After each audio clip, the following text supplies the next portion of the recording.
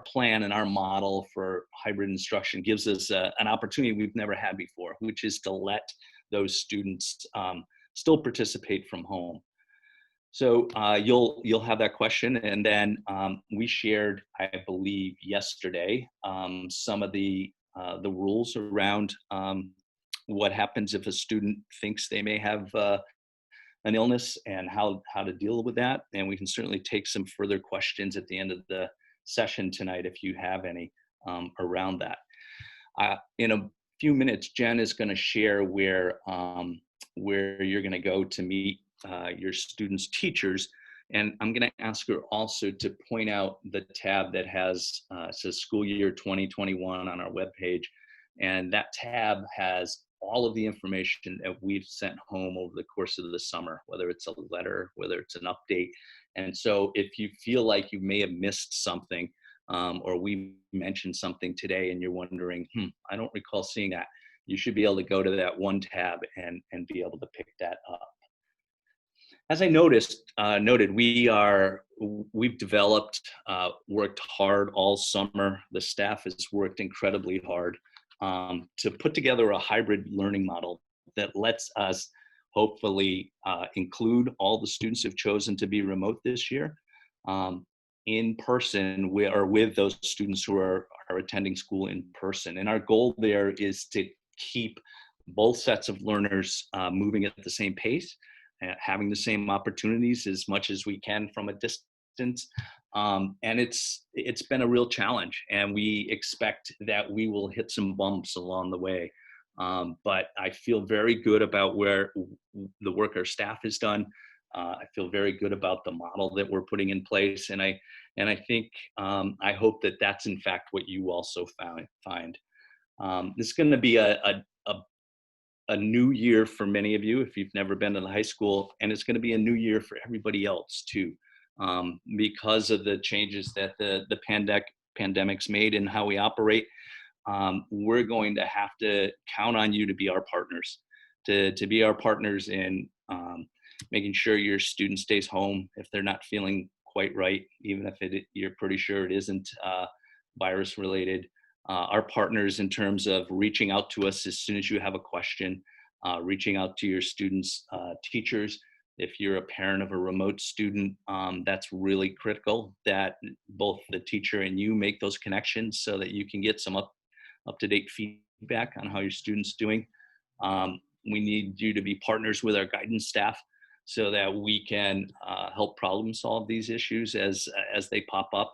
And there's going to be new issues this year that we traditionally don't have to deal with.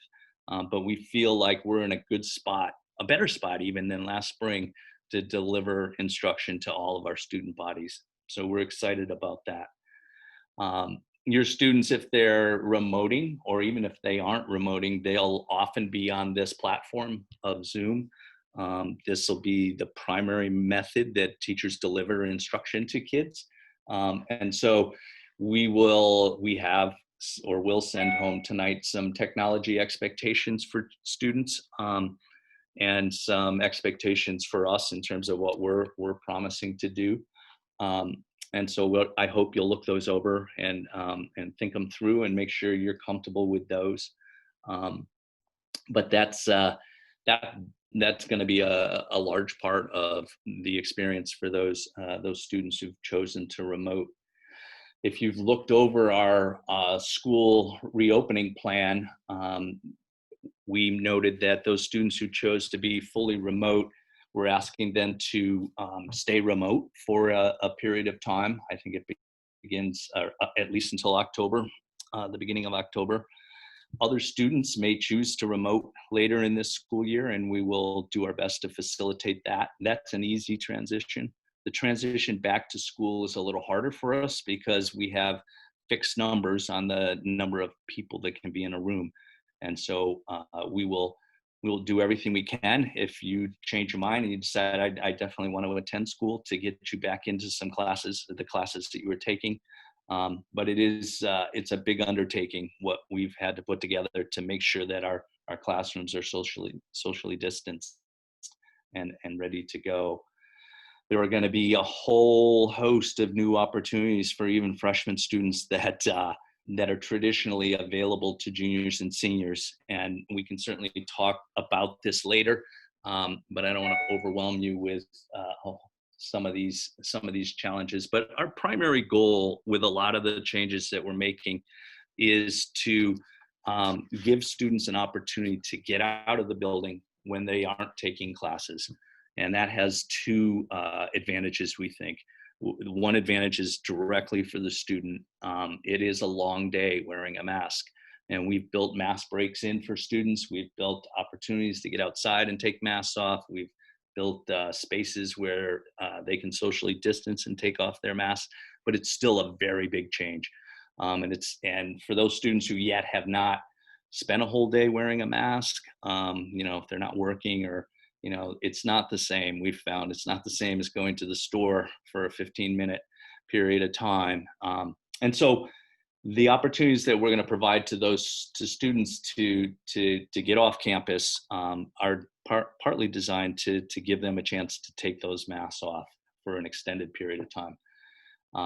But they also help us to manage the crowd. It's a big building, but it's not big enough for the number of students that are here during sort of transition periods. And so the fewer students that we have to juggle in the building, the easier it will be for us to maintain our expectations around social distancing and some of the other safety aspects that are built into our days.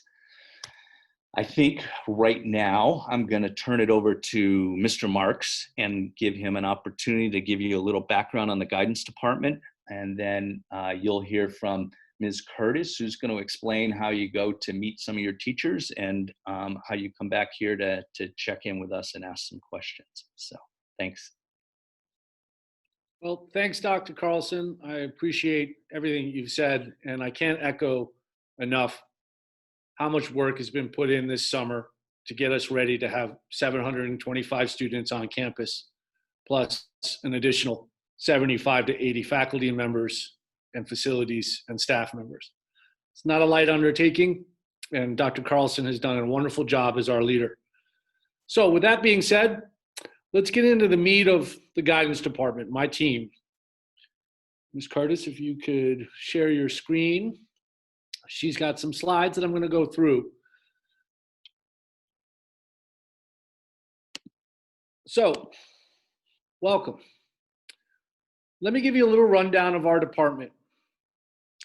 My name is Jeremy D. Marks. I'm the Director of Counseling. And how we group our homerooms and our caseload is by homeroom. So you'll see after each counselor that I list, some teachers' names.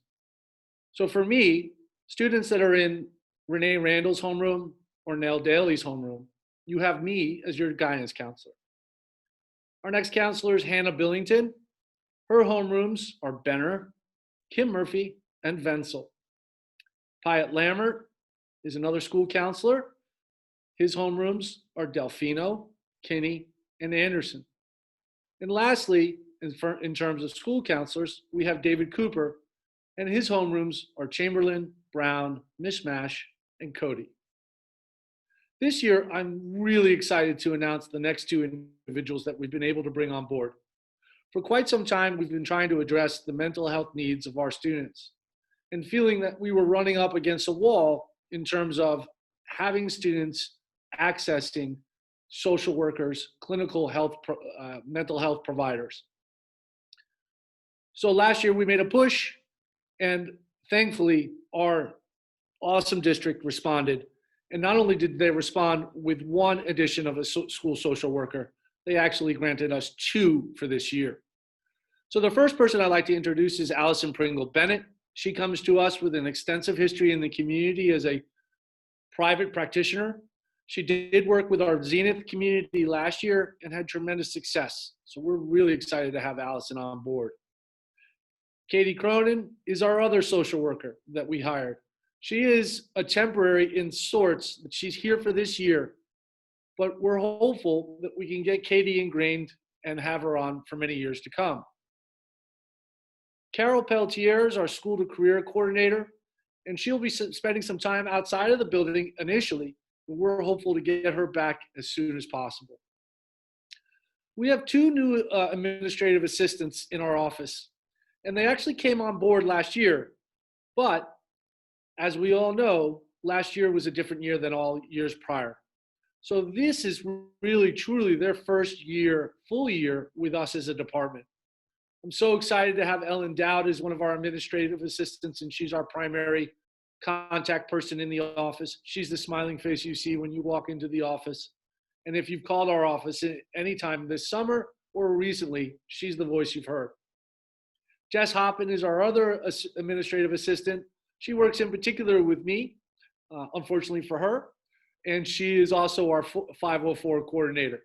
So any students that are 504 students, you may have heard from Jess Hoppin already. And lastly, the engine that grinds everything that goes in our office is Angie Carlson. I can't put enough praise into my vocabulary about Angie. She is a tremendous worker. She is completely committed to this community and cares deeply about the students she serves. Next, I want to talk to you a little bit about the services that we offer in the office itself. Firstly, we offer support.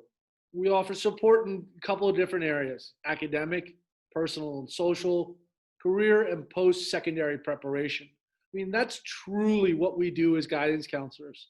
It is our job to be advocates for our students, to support them through the trials and tribulations of high school, whether that's a bad breakup or something a little bit more serious that has to do with their academics. We looked forward to every opportunity to support our students. Next, and what I've talked a little bit about in the first part, we are academic advisors. And what I've stressed to our department over the last couple of years is that we should look at students' pathways in multiple ways, in a flex mindset, understanding that no pathway is ever the same for any student. And if we can build in flexibility that allows students to access 21st century learning or experiences outside the building, I'm all for it. And how we do that is we use what we call PEP plans, or personalized education plans. This allows us to alter a student's path while also adhering to the graduation requirements. Post-secondary planning is also a huge part of what we do. We want students to understand that you begin with the end in mind. Your freshman year should be full of thoughts of, where is this going? This path of high school. What are my aspirations? Whether it be college bound or directly into a job or possibly even the military, we want to be able to support students in whatever they're aspiring to do. And we feel strongly that those aspirations start early and should have constant conversations. We schedule classes and also handle any changes that may be a part of your course load. We coordinate services such as 504 plans. We are involved in IEP plans, but 504 plans are our primary domain. We do make referrals to community and school support services outside of the building. But again, I am so excited to be able to not have to send our students to clinicians outside of our offices. I can literally now walk down the hall to 2 social workers and give them a referral for a student that may be in need. We provide resources on information, anything from consent, relationships, healthy relationships, what those look like, internships, anything that a student may be seeking to find out. This is something I really want to emphasize, that we are not alone in this, in the sense that we want to be have a collaborative existence with you as parents. We want to be able to collaborate with you in your students' best interests. And we want you to understand that it's going to take a team effort. We also consult with one another regularly, and other individuals in the community and other professionals at other schools. When students are in crisis, we're often the first line of defense for those students. We will be the individual that, if your student is having a panic attack or a student is really desperate for some support, we are usually the first one on scene or first one to offer that level of intervention. Lastly, enrichment opportunities are more abundant than ever, and hopefully we can get back to some of the ones that were really popular prior to COVID-19 affecting our world. Such things as semesters abroad, semesters away at specialized programs like CHRHS or Kiev. We also work hand in hand with Angie Carlson at the end of the year in terms of scholarships and helping students understand where they can gain money to pay for college. And lastly, we try as best as we can, and I think we're going to be able to do this more so this year than ever before because of our social workers, offer group meetings and group support sessions in addition to individual didactic counseling. So the counseling curriculum, what does this mean to you? So every year we have yearly meetings or what we call interviews. And in freshman year, that will look like a fall meeting soon into their career here at CHRHS, probably in mid-October to late October, when we have first quarter grades in the books. It gives us an opportunity to look at some data, talk to them about their experience, maybe some pitfalls that they're experiencing, or ways in which we can get some supports in their schedule. In the winter, usually around February, we meet with sophomores. In particular, we're starting to explore careers. In particular, we're starting to explore careers with sophomores. Although we want them aspiring to these things as they walk into the building as a freshman, ideally in sophomore year, as they're picking classes for junior year, their most important year academically, they are really honing in on what they think they'd like to do. Now, we understand that this is something that should be very flexible in their minds, and we're not asking them to commit to a career path in the sophomore year of their high school. But what we do want them to do is to start thinking about it at least. What makes sense for them? What are they interested in? What are they passionate about? Often you will hear me talk about, and you probably have heard me talk about, CPP. That's an acronym I use. And because I think it's what we should be doing as educators, creating curiosity in students that allows them to access a passion that then ultimately allows them to have play in their life as it is related to their career. So that career exploration and that curiosity that we want really probably starts in sophomore year. As we get into junior year, we start prepping and thinking about senior year. So we're doing those meetings in the spring in order to kind of prep them to use their summer in an appropriate way and an effective way, so that when they walk back into the building as seniors, they're not immensely stressed. I mean, there's some stress levels that with seniors that we just can't get rid of. It's just a natural part of senior year, the end of your high school career, the going on to a major life step, whether it's in the career field or you're going on to college. But if they start preparing in the spring of their junior year, they can offset some of those stressors. Lastly, we meet with seniors in early fall. And I know that some of our counselors have already started talking to some of their seniors about applications that are due October 1. Scary enough, there are some schools that are moving their early decision deadlines to that date. In particular, if anyone's interested in the California system, their early decision date is October 1.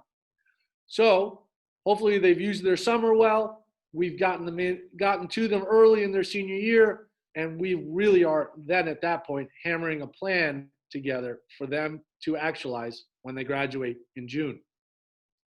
Naviance is a huge part of what we do. And I didn't list it in the other part, but Jess Hoppin, who's our 504 coordinator, is also going to be our Naviance point person going forward. She's done a tremendous amount of work this summer to integrate a lot of what we do in the office into Naviance. Seniors will experience Red Folder for the first time digitally through Naviance. We will track seniors and where they're going to apply so that later generations and classes that come up can see how our seniors performed over time in regards to the schools that they apply to. We feel that this is a great advantage to have Naviance. It also offers tremendous amounts of other resources for other grade levels.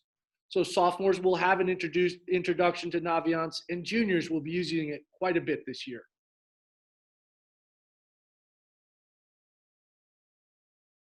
So the social emotional part of our jobs. I talked a lot about the academic part, but this year, more so than ever, the social emotional support that we want to give to our students is, I think, a major priority. We always say our doors are open unless they're not, but that is more so this year than any other year. We want students to come see us. If they're stressed about the environment that school now represents, we want to be able to relieve that stress. Whether it's a walk around the building on a good day, or maybe it's just a friendly conversation that helps them understand that this next normal will only last for a period of time, and then that there will be an after. But we want them to know that we're here for them. As I mentioned before, our school-based counseling is completely free now. Regardless if you have healthcare or not, you can afford a co-payment or not, or you have been paying out of pocket, your children can now see a clinician in our building during their school day completely for free. We'll be offering groups. We'll be offering information on resources that they can access outside of the building should they not want to see our counselors or they feel more comfortable seeing someone else. And as is everything that we do, we hold a high degree of confidentiality when we speak with our students.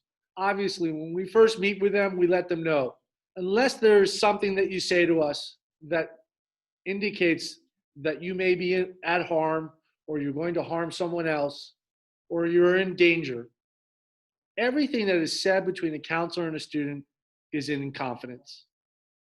Ideally, we follow those conversations up with parents because, again, as I said before, we want to have a partnership with parents. We don't want them to be in the dark. But we also want students to understand that they can trust us and understand that we trust them in our relationship. The wellness room is something that we've had in years past, and we're looking to resurrect that. And if any of you are in the community and would be willing to offer some services to us in terms of mindfulness or meditation or yoga practices or anything else related to wellness, we'd love to hear from you.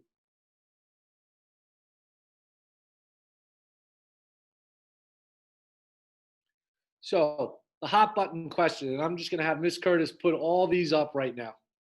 Normally, in an average year, we would have ad drop, which would be the first 2 or 6 days of our schedule, first 2 weeks, first 3 days of each color. This year, we are going to have ad drop, but it's going to be very different than any year before. So we want you to know that changes can be made to the schedule with some certain characteristics.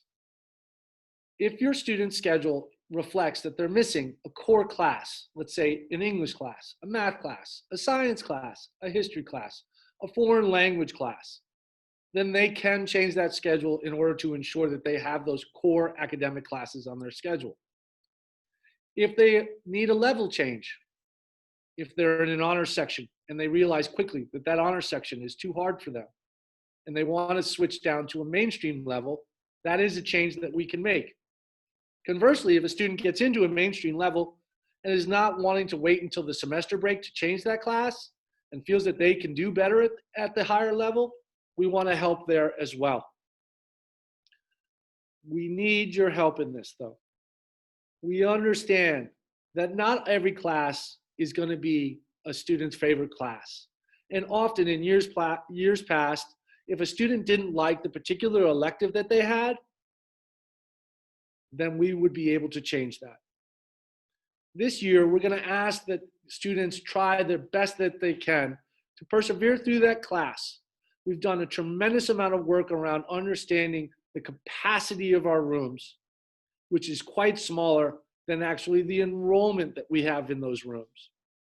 So a lot of our sections are maxed out at this point, and it's very difficult to find options. This summer, we have enrolled close to 38 new students. That is by far the largest amount of new students we have ever enrolled in a summer. We need those extra spaces in electives, the few that are there, in order to help those students get classes.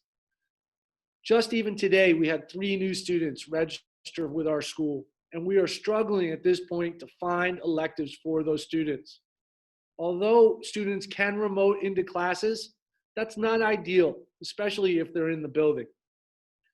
So we ask for your partnership in this, and that you speak with your students and help them persevere through classes where maybe it's not their favorite class, but they're doing just fine. And next year, when we're in the after, when they want a different class, we will be able to accommodate that. We also, when scheduling and working with students in February, look towards our 4-year plans.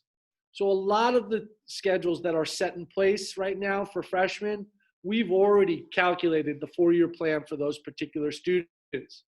So as students are thinking about changes, we ask that they communicate with their guidance counselor about how those changes may affect their 4-year plan. Lastly, and we'll answer questions at the end, and I see that some of you have pumped some of those questions in the chat box, and believe me, we'll get to those. I want to refer to a line that Bob Sampson, our former principal of 4 years ago, brought to my attention. He often said he didn't understand "have a great year." That was a passive reaction, he said. He said, you know what you should say? You should say, "make it a great year," because that ensured that you were at the driver's seat of your decisions. So while this year presents many different challenges and lots of hurdles, believe me, we know. We also know it will be what you make of it and what students decide to do about the future. Thank you very much. I'm going to turn it back over to Dr. Carlson, and then I'm sure we're going to answer the rest of your questions in the Q&A. So first, before I actually throw it to Ms. Curtis, I'm not sure what's going on, but it's clear from all the comments, and I'm getting emails right and left that our settings were wrong for this Zoom. So I apologize to those of you who are hearing from your colleagues that they can't get in, or your peers. We are recording this. We will post it, and we will certainly be available to take questions for everybody, both after this and tomorrow. So it's one of the lessons we're learning as we delve into this brand new world. So I'm gonna ask Jen to grab the screen and show everybody where they can go and meet their teachers, watch some videos. We are gonna stay here. So if you want to stay and just ask specific questions, we'll certainly field those. We'll try to get to some of the questions that are in the chat box, but feel free to come back at any point. We will be here until 6:45 or so, but we'll stay as long as there are questions. So if we get to 6:45 and none of you are still on the call, we'll probably call it a night. But here comes Jen. Thanks. So as Dr. Carlson was saying, we apologize for the technical glitches, and we'll keep you informed if we can find a way to overcome the max cap at 100, because that is not our intent to keep people out. I have answered some of the questions in the chat, but hopefully I can address others as I show you the website.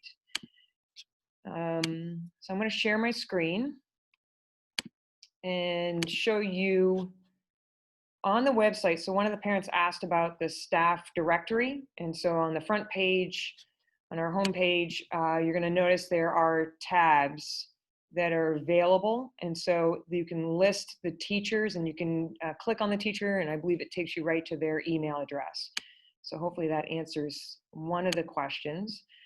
On our homepage, you'll also notice that towards the bottom, we have information around our virtual orientation. The lower portion is a Google Doc that has multiple links. And so I'm going to take you to that Google Doc and kind of talk through how you can use it to quote unquote meet your teachers.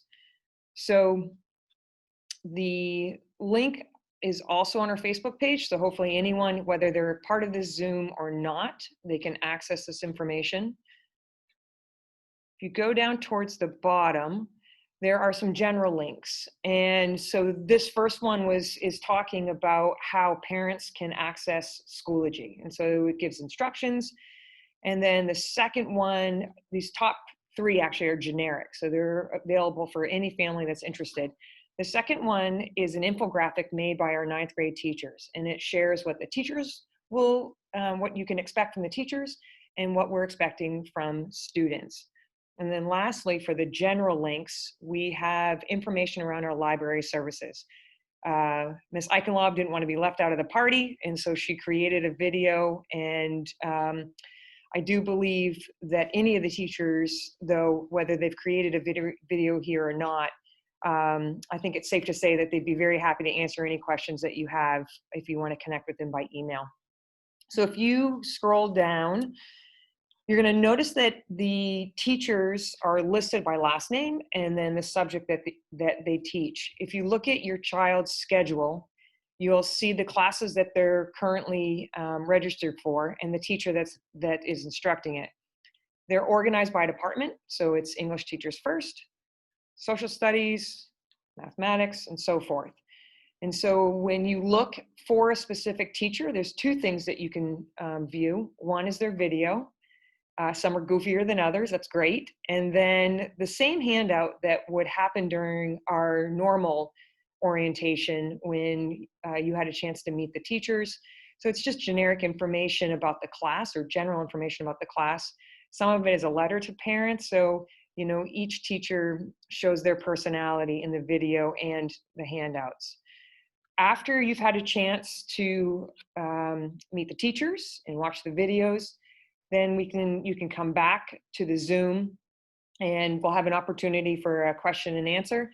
As Dr. Carlson said, we're not going anywhere until all the questions are answered. And if you would like to stay with us during the Zoom for this period of time, we'd be happy to answer them now. Dr. C, when are you thinking that we'll officially come back if anyone wants to come back to a group Q&A? Will there be any 45 minutes? Why don't we set it for 6:30 to 6:35, and but you're welcome to come back, and we'll be here until we don't have anybody with any more questions. I'm going to answer some of these questions in the chat, but some of them are important, and we'll probably come back and share them with everybody at about 6:35. Okay.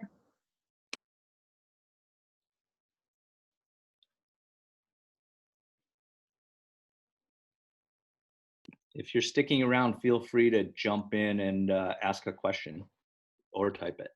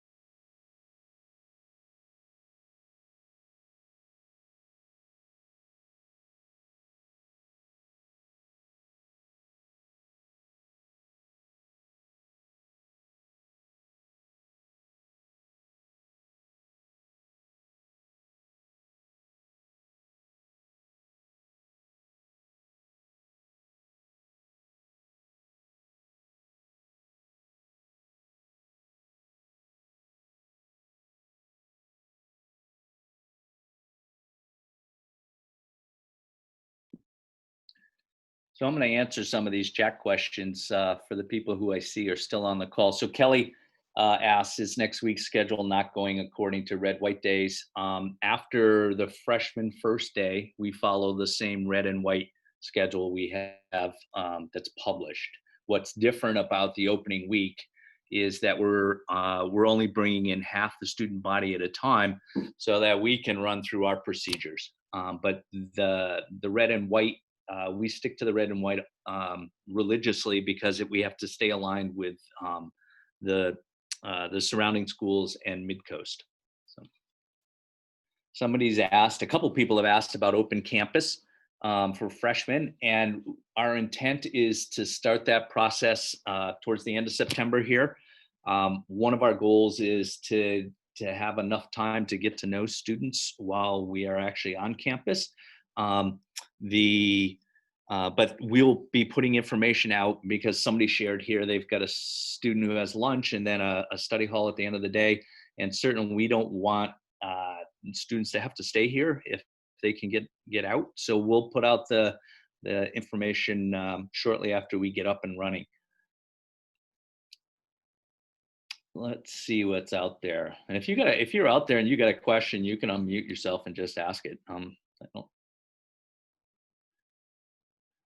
So I think, Selena, I'm going to ask Jeremy to maybe pull up a schedule. And I don't know if Selena is still here. So maybe we'll do that at the end at 7:35 when we asked everybody to come back. But I'm thinking, Jeremy, maybe you can just pull up a blank student schedule. No?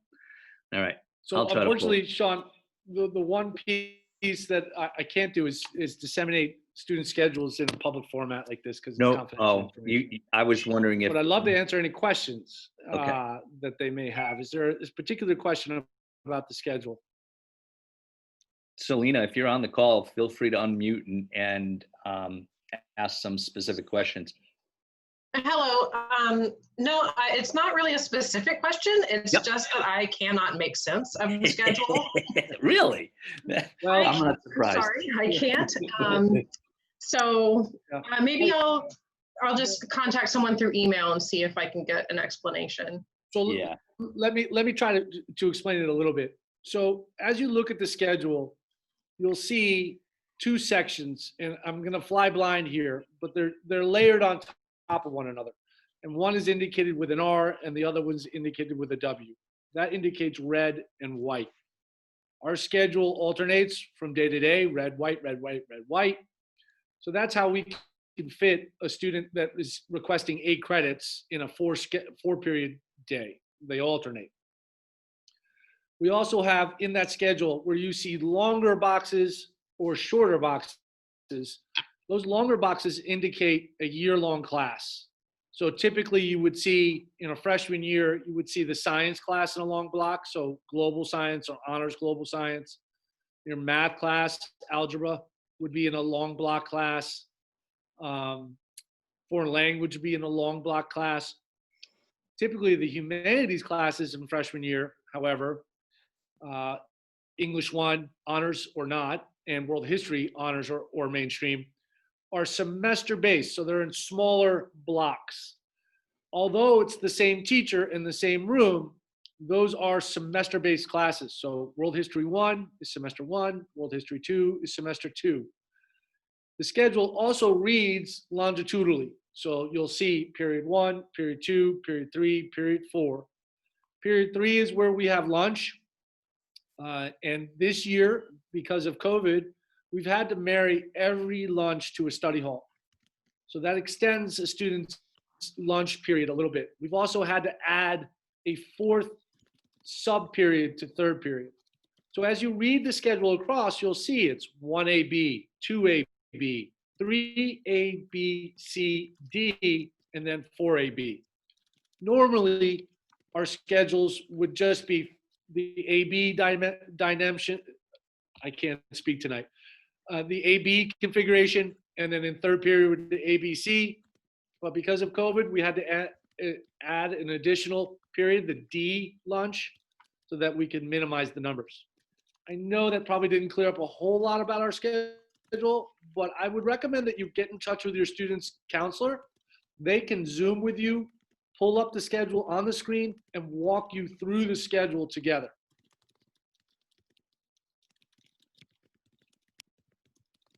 Thanks so much. That did clear up some of it, but I'll definitely follow up with the teacher. I appreciate it.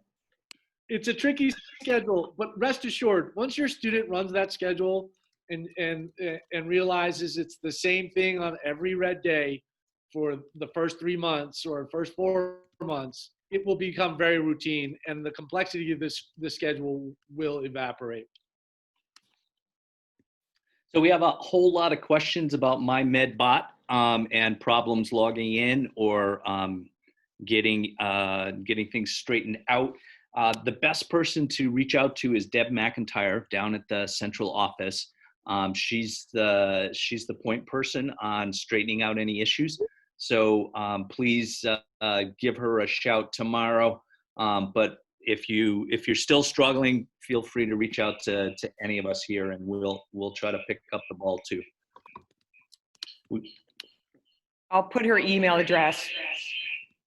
I'll put her email address in the chat. Not her personal number. It sounds like Sean's asking you to contact her right away, but oh yeah, call we'll her let Deb on her go cell through email. phone. It's no, I'm not going to give out her cell phone. So I did notice this, that some folks have, we're echoing here. I don't know. Maybe we're settled. Now we're good. So some folks did ask questions about the social worker. The two individuals that I mentioned, Allison and Katie, they're in our building, and their services are free. Unfortunately, I'd love to pay for services outside the building for everyone. We cannot do that. If there is a special circumstance where maybe a student is seeing a counselor outside of the building and would like to transfer inside to the building but is worried about that transition, we can always have Allison or Katie, whomever that student decides to see, work with that prior counselor to ensure a smooth transition. I would love to be able to give free counseling to everyone in the community. I think we all need a healthy dose of that after what we've gone through. But I am excited to offer our services in the building. There was another question too, and I'm not sure if folks are on, but they asked about Naviance. And Naviance is much like our other school platforms. It is a website. It has a sign-in that is the same sign-in as every other application that the student signs into. And as a matter of fact, it is now linked through our Google Suite. So if a student is in their Gmail account and goes to the handy waffle that's in the upper right-hand corner of every Google screen and clicks on that waffle and scrolls through the icons, they will find the Naviance icon. Oh. And clicking on that Naviance icon, they will be able to access that site without having to enter a password, because you already did that by being in your Google Suite. They'll see, once you get on that landing page, a welcome message, some tasks that we may have assigned for them, and other avenues of information. And we'll explain this more as students get more involved with that app. So Jen, I'm going to read some of these questions out so that, in fact, the people who might have to watch the recording know what we've addressed. So one of the questions that came out is if my child answers yes to one of the questions on the MyBot screening and they stay home, can they still remote into school? And the answer is a definite yes. We've got a way to let teachers know that that child will still be participating, but we'll be doing it remotely. And we will be happy to be able to keep them moving along in their curriculum. That there's a question here about pick up and drop off. The pick up and drop off changes that are coming, we're going to send out tomorrow. We've been sort of staggering information so that we don't send it all out at once or drop it all in one big email. And so again, I would encourage you to take a look at the tab at the top of our webpage that says School Opening 2021, because in that are all of the informations and organized by whether it's technology or drop off. But so you'll get some information tomorrow about drop off. The schedule is also available in that same place if you'd like to see the timeframes for different classes. And especially if you start to consider about picking your student up for an open campus opportunity, that information is also posted there. Let's see. Jeremy, why don't you tell everybody what the add period in the schedule is? So this year, unlike other years, we have populated the additional column in the matrix schedule.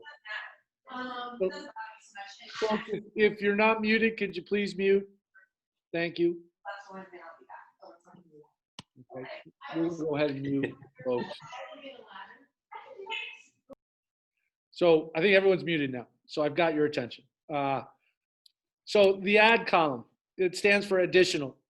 So this year we're actually utilizing that column more than we've ever have because we have some teachers, unfortunately, that weren't able to come back into the building. So students that have Spanish, health, and lab chemistry, and possibly some other science classes, now have that class listed in the add column. It indicates that that class is now an asynchronous class, meaning that the class will be held outside the normal schedule of that student, and that class will be entirely remote because the teacher is not in the building. There are expectations that are encapsulated from every week around turning in her homework, contacting the teacher, dialogue boxes, projects that may be due, but they're encapsulated to the week. So it is somewhat self-paced, but it's within a week that the student has to interact and or submit comments or submit an assessment or an assignment.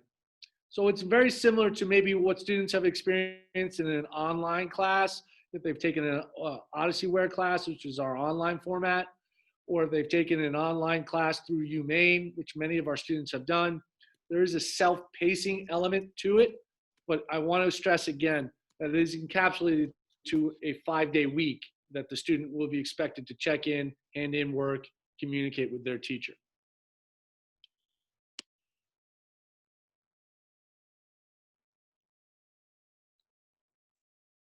Other questions out there if you want to unmute yourself and just jump in.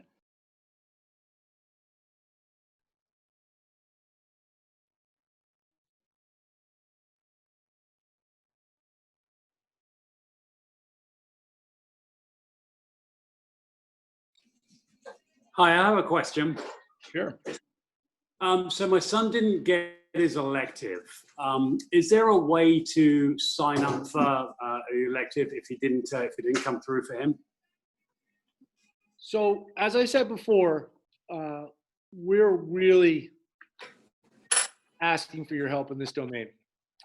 We have a limited number of seats still remaining in electives, if any seats at all. And I understand that your son may be disappointed that he didn't get his elective, but I would ask that he hold off and maybe wait until we get through the first 2 weeks of school, or at least the first 6 days, and then check in with his guidance counselor to see if that is possible. We really are trying to reserve those seats, those few seats that remain, for students that may roll in the door and need that, or for students that have level changes that then affect other classes and shift their schedule. So if your student is sitting at 6 credits, and someone mentioned that, I had mentioned that, yes, you can take up to 8 credits. I do not, and I want to stress that very thoroughly. I do not recommend that students take a full load of 8 credits. That is a tremendous amount of work. When we talk about balance of rigor and students understanding how to approach their day and their reservoir of effort capital, taking 8 credits exhausts that capital quite quickly. So the 6 credits is the minimum. So if your student is sitting at 6 credits, we ask that, yes, this year, while it may be disappointing, that they remain at that 6 credits. and understand that even that elective that they so desperately wanted, it may not have any seats left in it. Classes like photo classes, video classes, other cooking classes, things of those sort fill up tremendously quickly, and we give priority to the higher grades for those classes as we build the schedule. So unfortunately, the ninth graders are low man on the totem pole with regard to that. But as they progress from year to year, they will have that opportunity. If it really is something that the student is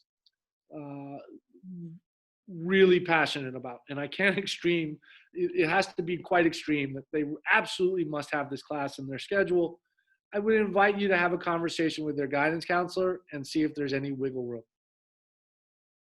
So I'm going to pick up on those points, because as Jeremy just alluded to, but is important, I think, for freshmen to understand, we do fill electives for students from seniors through juniors to sophomores to freshmen, because in many ways, the seniors, this is either the last chance for them to get that elective done if they need to.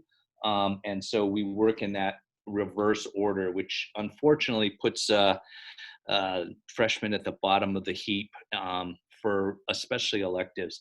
What we have for an added difficulty this year, though, are the room capacity limits that prevent us from going above a number of students assigned to a particular space.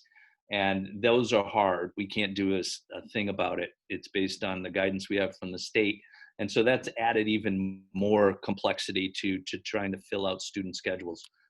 So as he said, I encourage you to work with, the guidance counselor over the coming weeks, but, have some patience and realize that we're working under very different sets of circumstances this year. So I just wanted to address some more questions around the social workers, which is great. And I'm glad that we're talking about it, because it's an amazing opportunity for us. Any student in the building can access those social workers. Any student in the building can access those social workers. I can't say it enough. We want them to, okay? Well, how we want them to do that, though, is through a process. And we want them to talk to their guidance counselor. And maybe it's something that we as a guidance counselor can help them with. It's an acute need. And we are acute intervention specialists as guidance counselors. But maybe it's a longer term issue, or students looking to speak to someone on a long-term basis. We would then make a referral, and that's a formal process. As part of that process, if the student is on board with it, we would seek out parent acknowledgement and understanding that the student is requested to see a social worker. In some cases, we may not initially speak to the parents about the student requesting that social worker's help. However, we're going to work with that student to encourage them to enter into that dialogue with their parents, because their parents are going to be a huge part of that piece. We want everyone involved, but we understand that students may be shy about talking to their parents about seeking mental health treatment. There is some stigmas, and there are some folks, maybe students are feeling that if I tell my parents that I'm going to want to see a social worker, that they'll overreact. And then that student won't seek the help that they need. So in those cases, again, hopefully that student has come to the guidance counselor, and we're working with them on a strategy to work and get their parents informed and acknowledging that they're seeking some help. And there is also a formal referral process that we also will enact. And if the student is at that time willing to have us notify the parents, we'll notify the parents immediately. Now, that being said, if the student does indicate that there is a more serious matter, that they are harming themselves or a threat to someone else or someone in the community or the school, we will breach that confidentiality, and we will contact parents amongst other individuals that would need to be contacted in a situation like that. While we hold confidentiality very dear, there are limitations, especially in the school setting. So I'm just going to read some of these questions out. And again, Jen, I would encourage you to do the same thing so that the recording has the question and then our response, so that those people who weren't here to read the chat box can hear it. So there's a question about lunch, and it says, how do students figure out where to pick up lunch provided by the school? So those lunches will be, the students will be assigned to, we now have 3 cafeteria spaces, which is what's required to feed all the students and maintain the social distancing. So they'll be told which cafeteria space to attend during their lunches, and that's where they'll be able to pick up their lunch. The lunch system, I think the rules just came out today, or maybe yesterday, and we are asking that parents pre-order lunches or breakfast for their students. The good news is that the federal government is allowing or reimbursing us, I guess, for any standard lunch.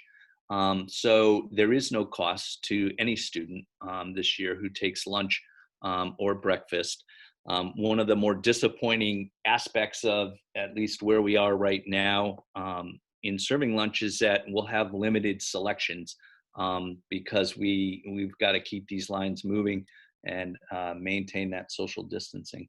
But if you have any questions about that, Susan Boyven was her previous name, and but now our food service director just got married, and I've forgotten her last name, so I apologize. But Susan can answer those questions if you reach out to her, or certainly reach out to Jane here in the main office, and she'll help you sort through any of that. There's a question here about flex time. Is it a 65-minute period? Nope, it's about 30, 35 minutes. The way we run flex is students go to their home rooms. If they've been tagged by another teacher, they then go to that teacher to catch up or do some work. It's also will be one of the times that we'll be able to touch base with remote school students and help them keep up to date and working on things. It will be one of the other areas that we will release students who are not tagged. For freshmen and sophomores, we're going to wait until we get through the first couple of weeks of school. And in large part because we want that relationship between the homeroom advisor and the freshman to get established before maybe they disappear. All right, so those are the only questions I've read so far. So Jen, if you want to jump in on one of them.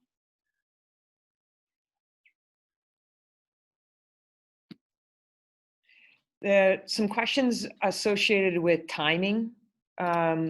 So the daily schedule is available on our website, but the basic framework is that we'll have 65-minute classes.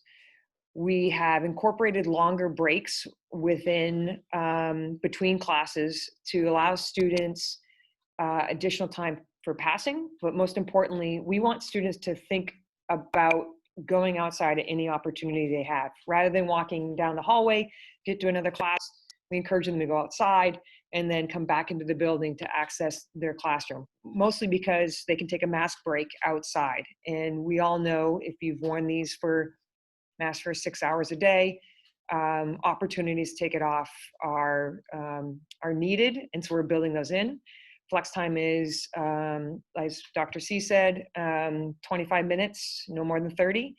And our lunch periods are 30 minutes with each lunch has an indoor space and an outdoor space associated with it. So students on their schedules, you do not have the updated schedules. Lots of changes have happened since we mailed out those schedules.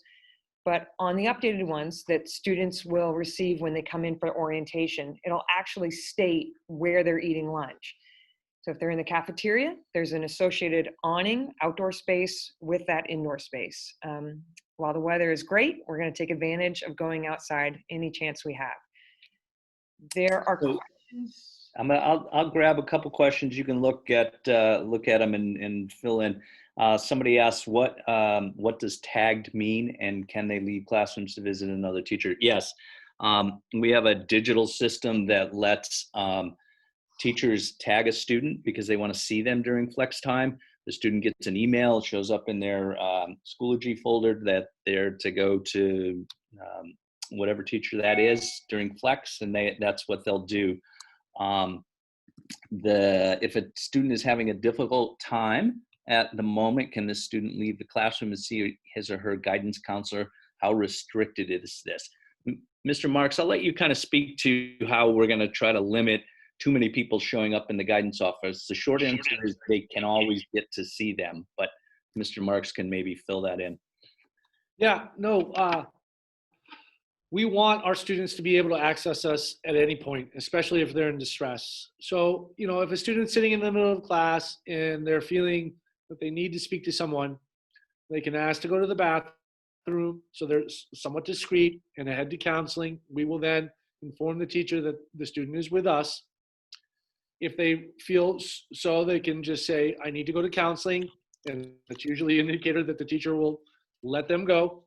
They should come to counseling immediately. They will see our receptionist. The receptionist will ask, how can I help?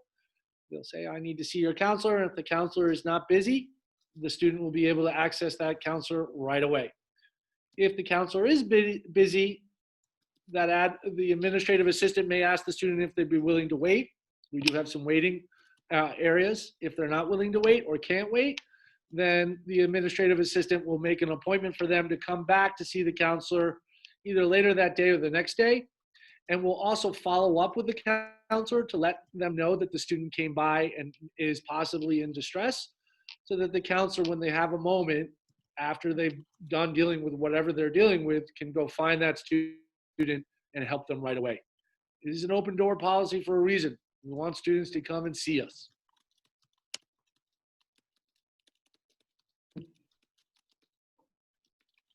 I'm not sure if Catherine is available to unmute and maybe share kind of what her question was about. I believe your orientation is not necessarily just about the freshman orientation on Monday. And if that is the case, there's an orientation for the rest of the students that happens on Tuesday and Wednesday. If that is your question, I think I can answer it. Or if you want to type into the chat just some clarity around that, I have no problem kind of sharing those details. The question that I can answer is about accessing outdoor space.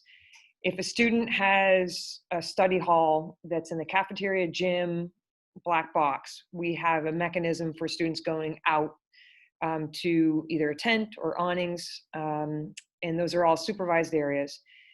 Freshmen typically have a smaller setting for their study halls and will be assigned to a teacher in their classroom.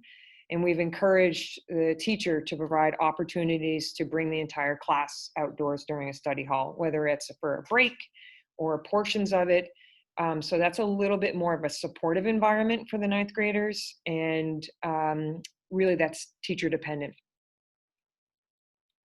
So I'm going to read a couple other questions again that we've sort of responded to everyone, just so that we have a record here for people who watch this later.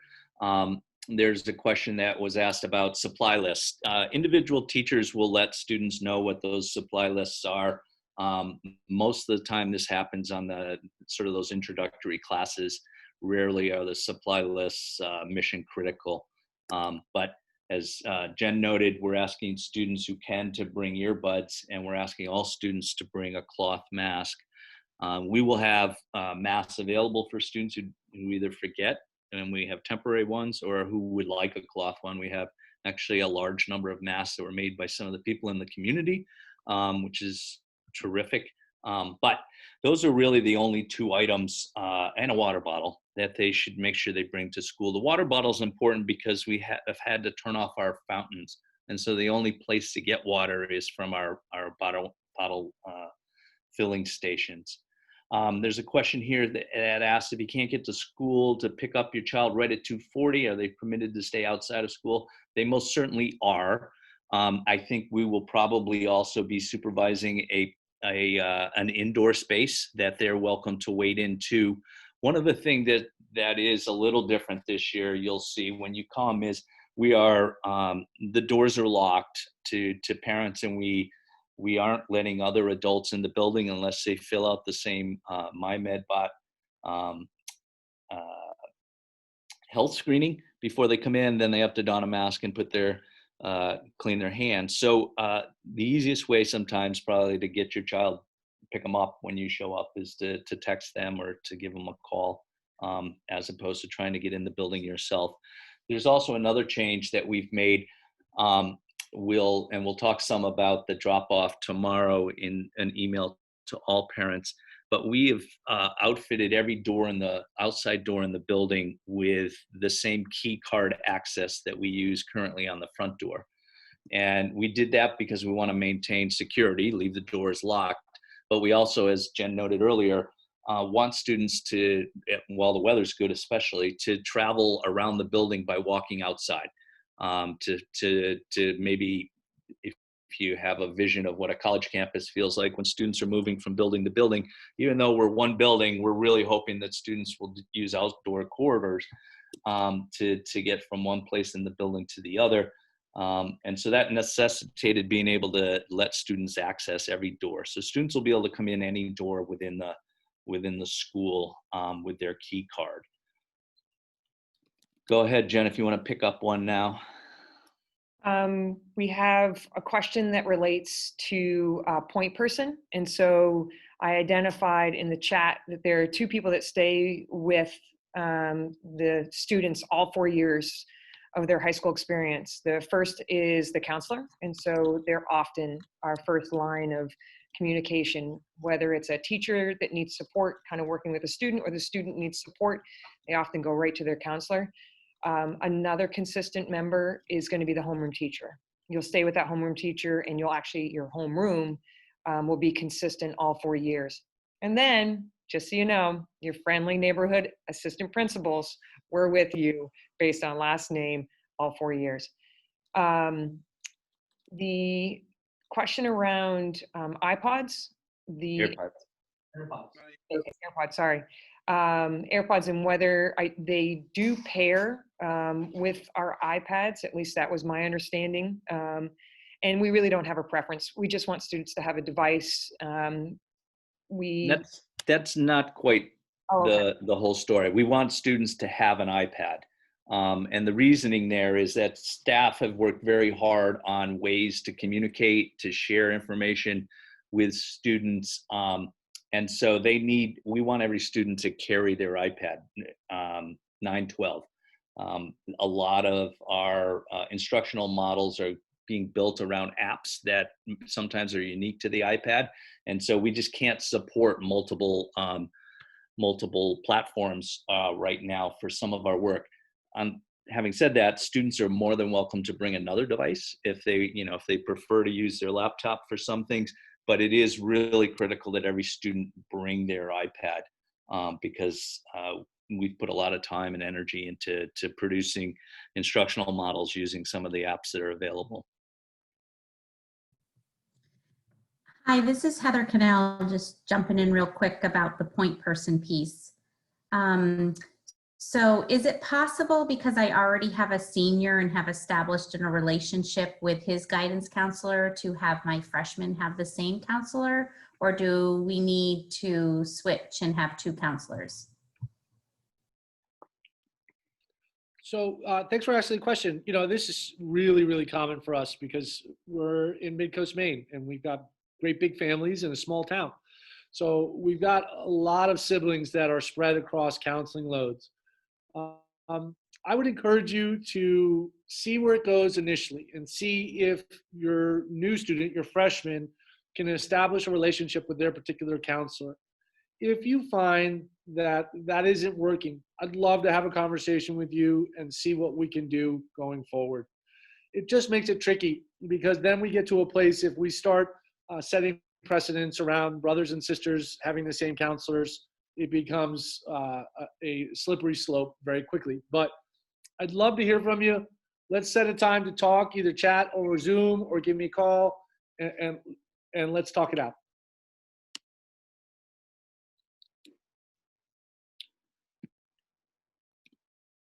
So I just want to clarify, Monday, is the freshman orientation. And so they're the only students that are in the building, with the exception of our transfer students that will be coming from 2 to 3 p.m. for their orientation. So freshman orientation is Monday. New student orientation, transfer student orientation is the same day from 2 to 3. They're separate activities. And, you know, a shout out to Mr. Cooper and our peers, students, and the homeroom teachers run the freshman orientation and the transfer student orientation. So we're happy to have their involvement, but primarily it will be the ninth graders in the building, and they'll have a chance to walk around and get to know the facility. So there's a question here from Tammy who asks, maybe I missed something. My freshman does not have an iPad. Students will be given iPads on their first day in school. And for upperclassmen, it'll be on those first 2 days, Tuesday and Wednesday. So we provide the iPad. Another change we've made this year, which we just decided on, and I know some of you have already paid the iPad protection insurance fee, but we're not going to charge those to people this year. So those of you who've already paid in advance, we will be cutting checks and sending them back. It'll probably take us a couple of weeks to get to that, but again, another effort to try to make sure there's no impediment to every student having an iPad this coming school year. We have a question related to dismissal. And if a student comes, I'm going to answer 2 questions, even though the first one wasn't asked. If a student comes in late, i.e. they're tardy, they will come in and it's an automated process, and that will be right in the main office lobby. And the student will have their student ID, and they're going to scan, and that will send out a tardy slip that the child can bring to their class. If a student is being dismissed, which was the question, the parent simply contacts the main office, shares that, you know, my child has a doctor's appointment. We put the time into PowerSchool so the teacher knows that they're going to be dismissed. And then the only thing that we ask is that the parent doesn't come into the building, which probably is a normal procedure, but that the student meet them. It can either be at the entryway or in their vehicle, but that the student meets the parent outside of the building. And when they return, they'll come into the main office to get a slip so they can return to their classroom.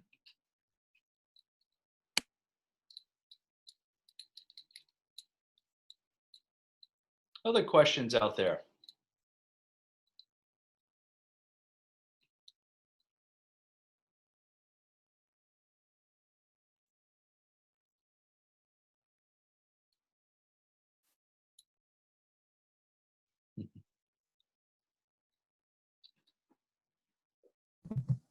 Can you cover again, I must have missed it. Could you cover again the open campus for ninth graders? Yep. I know I asked this question privately, but I see major chunks of time at the end of the day and at the beginning of the day where my child either doesn't have a class or has study hall, and I would really prefer, and I'm sure you would, to not have her just sort of hanging around the school for, you know, up to 2 hours. Yes. So we are making that the open campus and early release, if you will, or late start available to juniors and seniors right off the bat, as we normally do.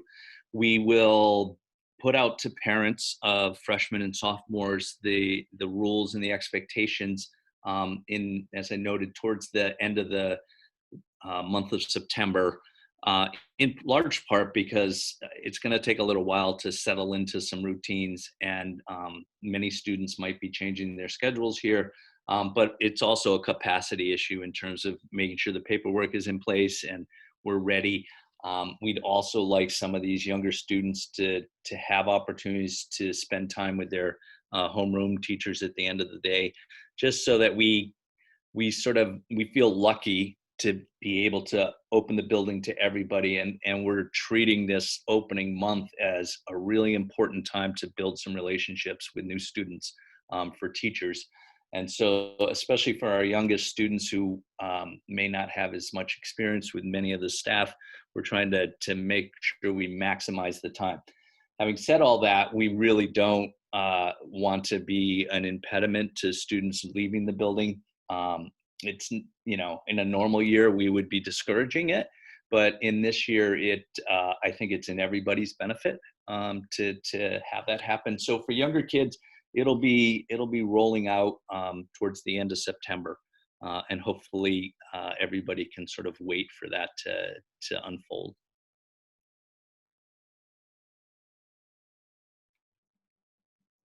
So there's a question here from Tanya Morris, says about how often will students have mass breaks? I believe I missed part of that discussion. So mass breaks can happen in a couple different ways. One is when students are transitioning between classes, if they're outside and socially distancing, they may remove their masks.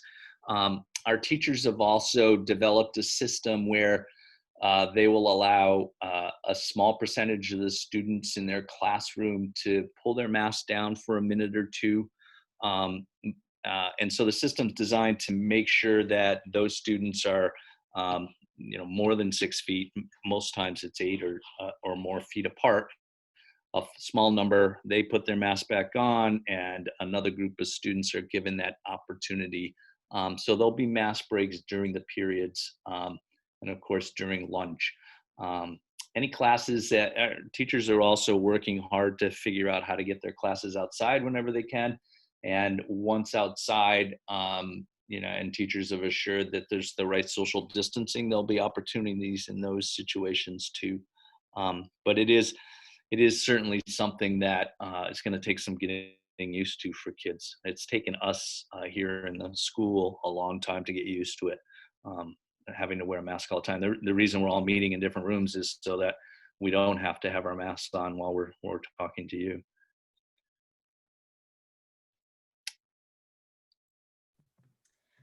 This is Heather again, another crazy question, but Sure. I've been living with a mask since this all started back in March. So how is the school going to handle students who have boyfriend or girlfriends that they're clearly not social distancing outside of school? I know this is going to be an issue, so I really would like to hear how this is going to be addressed. Students have created little social bubbles, as parents have. And so I wonder how that's going to transcend into the school. So our expectations, whether it's a brother and sister or a couple or a boyfriend and girlfriend in school, will be the same for everybody. They'll be expected to socially distance. They'll be expected to wear their masks. The canoodling and the public shows of affection won't be allowed. Unfortunately, there's very little, actually there's nothing we can do about people's behavior outside of the school building, other than to continually talk to parents and students about how important it is for the larger community, meaning Camden and the surrounding towns, Rockport, Lincolnville, Hope, and Appleton, as well, you know, how important it is for us to do our best to maintain those same expectations outside of school. But it's impossible for us to regulate behavior outside of school.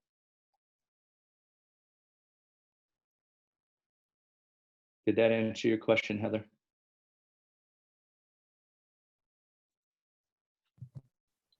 Yeah, that was great. I just, I think it's worth just addressing it when you folks do your discussion with students. Yep. That, you know, creating a social bubble is a well-known CDC recommendation. So I think it's going to be something that really needs to be addressed when you're talking to students about social distancing, because they will, I would imagine, not understand why it is that they can relate to this person outside of school, but they can't relate to that person within school. Yep, absolutely. We will, and you know, we anticipate, quite frankly, this being a learning process here in these opening weeks. The changes that all students are going to experience when they come back to school are pretty dramatic, and they're going to be I think there'll be a time of grieving, quite frankly, for students that, you know, they'll be excited at first to be back, and then the realities of what we have to, how we have to live in this building with each other, they'll be, you know, it'll be sad. And, you know, we're prepared for that. We're ready to work through that with kids. We're ready to work through building new expectations and new routines and norms. But I do expect it could be, you know, several weeks before everybody starts to feel really comfortable with how we're operating here in the building and the you know, the expectations we have for kids. One thing I can say that's unique to my experience in schools has been how well our student body receives, you know, changes like this, as long as we message to them why we're doing it. You know, we try to treat them as adults and explain the rationales behind things. And I have rarely felt like our student body couldn't roll with that understanding. And so we'll also, I think, be able to start to add things back in as we all start to feel like, okay, our routines are working. And, you know, my hope is to be able to spend time with students and listen to their ideas about, you know, how they might build more mass breaks in or deal with things like boyfriends and girlfriends. So. They could access a math-directed study, I guess, English-directed study, flex time.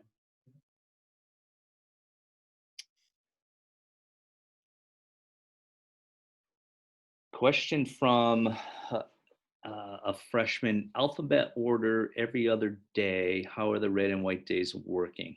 So it's just the first week of school where we're asking certain students to either be on campus or to be remote. And that, again, is so that we can run through all of our procedures with only half the student body here. We are making up all of this as we go along, and we anticipate glitches.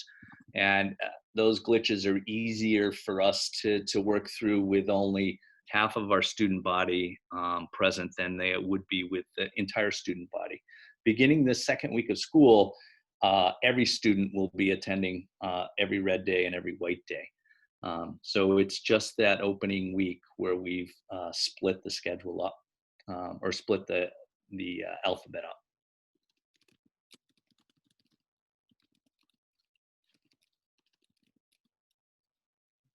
There's a question here about hand sanitizers. So each room has a hand sanitizer unit in it.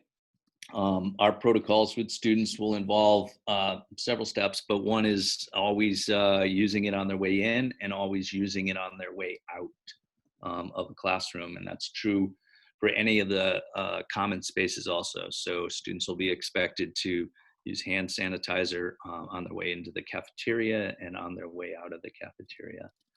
Desks will be sanitized at the beginning of each class. The material we have is safe enough for anybody to use. So we are going to ask students as they come into a classroom to wipe down their desks. They'll be provided with the sanitized cloth, so that when they sit down, they know that the desk has been sanitized.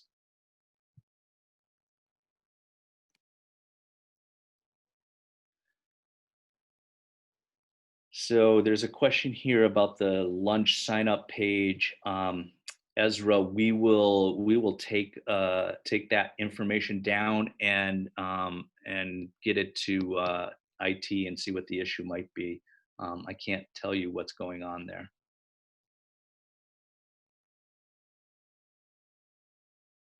We certainly will, Heather. Thanks for that.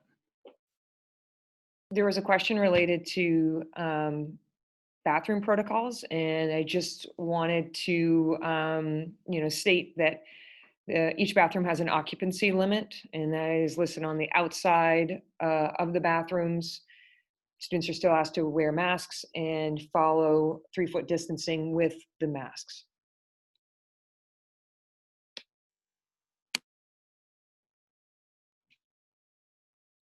Other questions?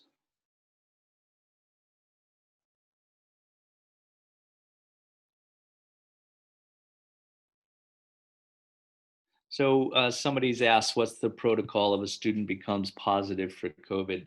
The protocol is given to us by the CDC. Earlier in this chat, I put a link to it. I will be happy if somebody wants to email me to send you that protocol. It's fairly stringent. Once we have a positive case somewhere in our school community, it'll be up to the CDC and the state to determine who needs to be tested, who needs to be quarantined, how we handle that in those situations. There's a question that was asked and sent to me privately, so the group didn't see the question, but it relates to the number of study halls that parents are seeing on their child's schedule. And so you're probably going to notice if they also have a health or a Spanish class, that they now have an additional study hall. And that's because those are being taught asynchronously. The teacher is teaching from home. And so if they were signed up for a health class, that then became a study hall, and the health class now is listed in the add section in their schedule. Teachers will be connecting with students during the day. There will be opportunities for the teacher to have a remote teaching experience through Zoom, and that will be very individualized based on when the student is available. So those study halls are corresponding to those two specific classes. So Kelly Hokanen asks about the expectation on testing and quarantine should somebody travel out of the state. But those expectations can be, or the states that require testing or quarantine can be found on the state CDC page. But the follow-up question was, what if a member of the immediate household travels out of state, for example, a parent who travels for work? The expectations for students if they traveled to a high-risk place, I think, as I understand the state's rules, apply to adults too. We certainly can't regulate any of that, but any of us who travel out of state as adults to regions that our state has decided we need to quarantine or test for, I think the same rules apply to adults. Another question about the food service. So this person noted that they had a hard time with the sign up when they were using their iPhone, but found that it worked when they tried to set it up on their laptop. So the person who had asked earlier about that, you might try that. But we'll follow up with IT and food service about any of these issues that might be out there, and we'll make sure that we get the information back out to you. How long do you anticipate being able to run classes outside? Well, I don't know. I guess it depends on how tough our kids are. We have a pretty confident, we're confident that through mid-October, many days will allow us to be outside. But, as we all know, the month of November can be pretty miserable. And our tents don't have sides. Having sides would have created a whole nother level of complexity around getting permission around fire regulations, and we just couldn't meet those regulations. So quite frankly, being completely transparent with you, we are all thinking about, okay, well, how do some of our current procedures change as we get closer to the poor weather of the school year? Part of the reason that we're opening campus to everybody is so that we have fewer students in the building and can use some of the bigger spaces we have to provide places for students to be able to congregate in, whether it's our gyms or our Strom and other things. But we will have to really address how we handle the poor weather that's coming, if we should still have 600 or 700 students attending every day. It's going to put a strain on the system, and how we address that, I have to be honest, we don't know yet. So the question is, does the student have to quarantine? My understand, so this is related to the quarantine step. My understanding is that the student does not have to quarantine. My recommendation to parents, if they know one of them have traveled to a high-risk area, is for them to minimize their interaction with their own children when they get home, so that those chances of passing it are minimized.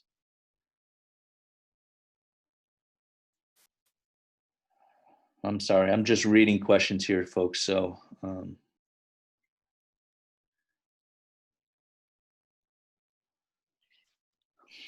I encourage anyone to look on our website. It has the daily schedule, which provides specific times for each of the classes. The schedule that we printed out doesn't really list that. It just lists period 1 through 2 red and white days. So the daily schedule is on our website. Encourage you to take a look at some of the resources there.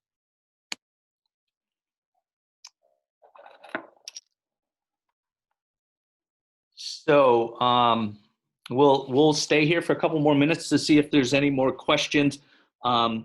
And as I noted, we'll post this online in several different places, so that if you know of people who couldn't get in, that this information will be available to them. But I just want to thank you guys for attending tonight. We are truly excited about seeing some students in this building. It's been a long 6 months of sort of thinking about education and students. But the thing that really floats everybody's boat is when we get to interact with kids. So we thank you for letting us share your kids this coming year, and for your support, and we will do our best to honor that. And we look forward to meeting you in person at some point in the near future. There's a question here about bus service.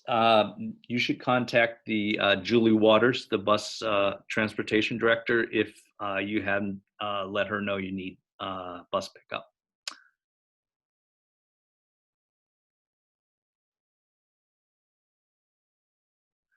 The bus route times.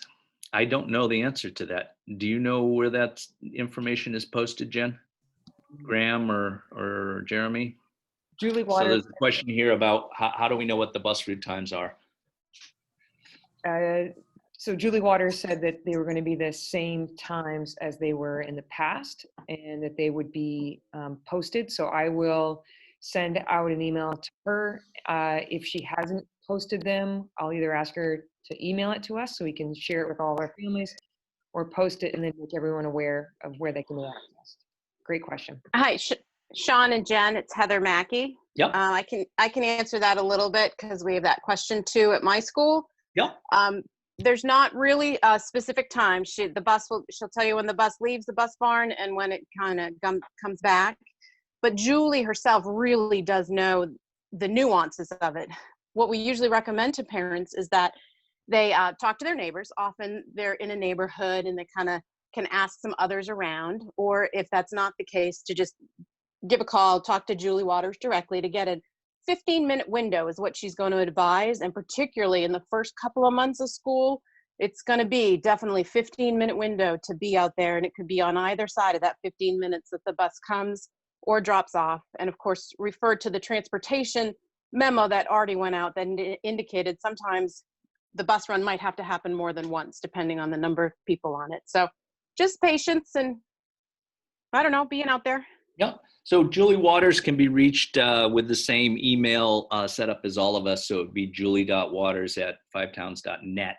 Her phone number, I don't know off the top of my head down in the bus barn, but there is one, I'm sure, on the web that you can find.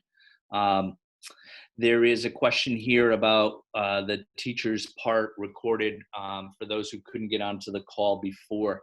So if you look, Kara, at the website where the link was, and first let me apologize to you. We didn't realize that the account that set this up was still not a pro account, which doesn't put a limit on it. So we're very sorry that you weren't able to get on to the beginning of the call.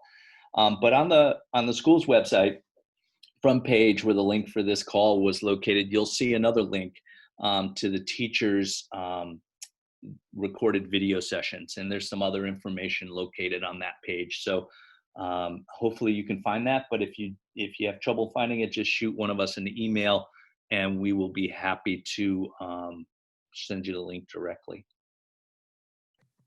I have another bus question. Sure. So if a child needs to ride the bus home, but the bus is full and it's winter, where will the child be allowed to stand while they wait for the bus to do the route and come back around? Is the school going to be open?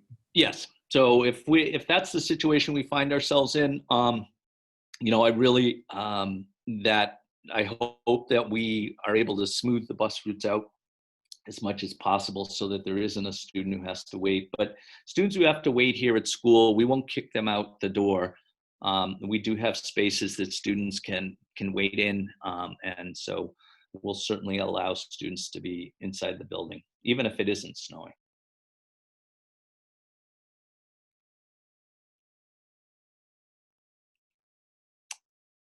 Any other questions?